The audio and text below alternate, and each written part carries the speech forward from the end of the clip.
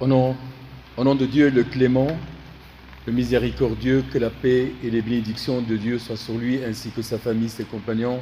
Chers frères et sœurs, je vous salue avec le salut de l'islam et le salut de l'islam. Assalamu alaikum wa rahmatullah.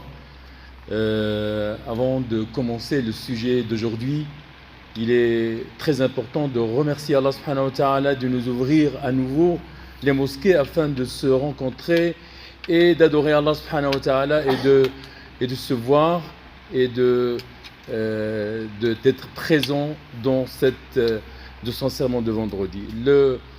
Nous avons élucidé les sermons derniers sur cette pandémie et les leçons et les enseignements qu'on peut tirer. Est-ce que nous avons tiré des leçons à partir du moment où on a vécu une situation très difficile? Et Allah subhanahu wa ta'ala, on va vers une positivité.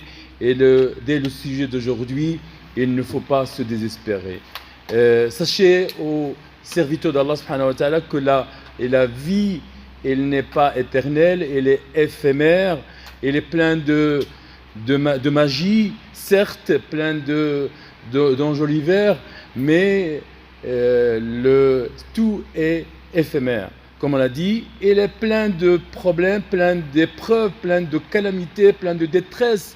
C'est une vie ici-bas, ce n'est pas le bonheur, mais les états, les situations changent et nous avons vécu une situation extrêmement difficile, mais alhamdulillah, Allah Azza wa Jal, grâce à Allah subhanahu wa ta'ala, on va vers une ouverture et une vie normale, et ça touche tous les sujets de la vie que l'être humain, pas seulement le musulman, mais l'être humain qu'il est touché par cette pandémie, et les musulmans en particulier dans ces épreuves. Nous croyons que le musulman doit savoir que c'est une vie d'épreuve, que c'est une vie d'examen, et il est examiné dans son ego, dans son cœur. Il est de devoir de musulman qu'il ne se désespère pas de la miséricorde d'Allah subhanahu wa ta'ala, qu'il ne désespère point que Allah subhanahu wa ta'ala va nous donner une ouverture, une issue positive. Allah subhanahu wa ta'ala. Allah subhanahu wa ta'ala, il a parlé de ce sujet-là et qu'il nous enjoint à ne pas se désespérer. Il dit: ô mes serviteurs, qui avez commis des excès à votre propre détriment, ne désespérez point de la miséricorde d'Allah, car Allah pardonne tous les péchés. Oui, c'est lui le pardonneur, le très miséricordieux. Chers frères et sœurs, dans ce verset, Allah subhanahu wa ta'ala, il nous appelle, il appelle tous les serviteurs sans exception, tous les égarés, ceux qui ont dépassé les bornes, dépassé les frontières d'Allah subhanahu wa ta'ala. Ils étaient ingrats envers Allah, ils ont refusé l'obéissance, et malgré ça, Allah subhanahu wa ta'ala, il a parlé avec un style de douceur, un style de miséricorde, un style affectueux envers tous les serviteurs, sans exception. Si vous retournez à Allah, si vous repentez à Allah subhanahu wa ta'ala, un repentir sincère, vous aurez la miséricorde d'Allah subhanahu wa ta'ala. Vous allez être pardonné de vos péchés. Et Allah même dans un autre verset, qu'il a dit qu'il va changer les péchés en bonne action. Regardez la clémence, la miséricorde d'Allah subhanahu wa ta'ala. Il est donc de devoir du musulman qu'il ne se déserte point de la situation, de l'affliction, des problèmes, des situations difficiles, extrêmes, inconfortables, certes, mais qu'il doit dire: Allah, il est miséricordieux. Allah est miséricordieux. Et dans un autre verset, il a pour dire que cette vie est une vie qui n'est pas stable, qui est instable, qui est changeante. Qu'est-ce qu'il dit dans le verset Al-Balad? Il a dit: nous avons certes créé l'homme pour une vie de lutte. Nous sommes dans une vie, nous sommes dans une vie et pas dans l'au-delà. dans l'au-delà.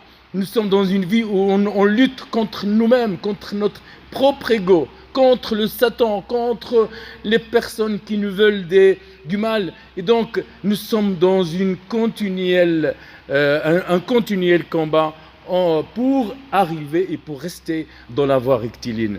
La clémence d'Allah subhanahu wa ta'ala, elle est proche pour les bienfaiteurs.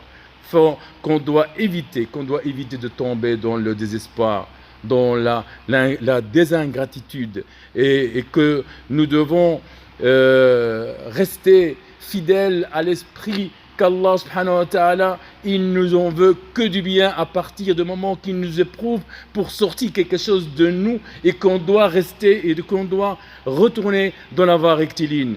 Nous avons besoin seulement d'une chose, et je vais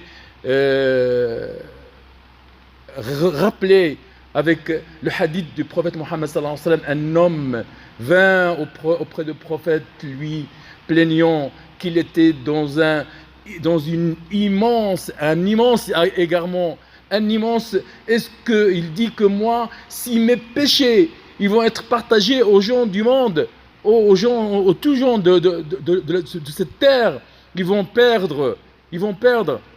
Et est-ce qu'il y a une issue? Est-ce que Dieu il va me pardonner? Et il est venu avec un état de repentir, un état de regret. Et le prophète sallallahu alayhi wa sallam, il lui dit oui. Il a dit Allah subhanahu wa ta'ala, il va te pardonner. Et quand il voit l'homme, il était âgé, très âgé. Ça veut dire que toute sa vie, il a passé dans la soumission de Shaitan, dans la soumission de ses passions, et qu'il était dans une ingratitude envers Allah subhanahu wa ta'ala. Et donc, ce qu'on doit voir aussi, c'est qu'on doit rester en continuelle connexion avec Allah, de demander le pardon continuel. Cette demande, c'est là l'accord avec Allah subhanahu wa ta'ala pour qu'on nous sorte de ces épreuves, de ces péchés qu'on fait soit en connaissance ou en non-connaissance. Et en fin de compte, en fin de ce sermon, nous avons qu'Allah subhanahu wa ta'ala qu'on soit parmi les repentants et qu'on retourne malgré que nous faisons des erreurs, des péchés. On doit demander à Allah subhanahu wa ta'ala de nous pardonner et de nous ramener dans la voie rectiligne. Wa astaghfirullah li wa lakum wa li jami'il muslimin. Assalamu alaikum wa rahmatullah.